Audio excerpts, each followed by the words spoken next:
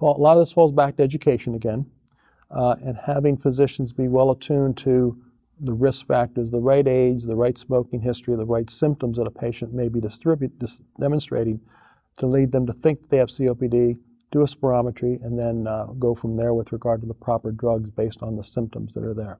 The exacerbations tend to occur in individuals. Once they have that first exacerbation, we know they're more likely to have the second or third exacerbation.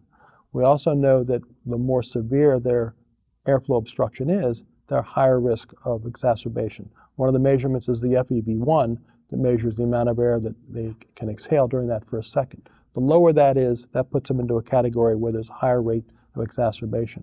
Right now, the guidelines for treating COPD really look at controlling symptoms and controlling exacerbations. Controlling the symptoms help the patient on a day-to-day basis to be hopefully a more normal quality of life. Each exacerbation, unfortunately, causes a decrease in lung function. It may not always come back up to that baseline. So if patients continue to have exacerbations throughout the year, they're spending a fair amount of time in a more debilitated state. So we want to control the exacerbations, not have them be going back into the hospital. COPD represents one of the highest, if not the highest reason for rehospitalization in a 30 to 90 day time frame. So controlling the drugs, controlling the airway outflows obstruction, and then controlling exacerbations is key to managing COPD.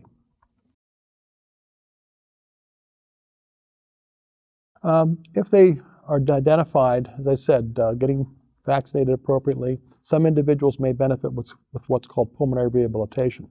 Now, pulmonary rehabilitation is a more structured exercise program for patients with COPD, and for that matter, pulmonary fibrosis and other lung diseases, but COPD is the main one that might benefit from this. It's a combination of educating them about their drugs, about their disease, and making sure that they stay conditioned. Treadmill, elliptical, walking to the mailbox, back and forth. Even if they're not part of a structured program, it's very important that these individuals maintain a level of activity. Because once they become sedentary, they lose muscle tone. And when they get up to try to walk across the room, they're going to get more short of breath because they lost muscle tone and are deconditioned, not because their lungs got any worse.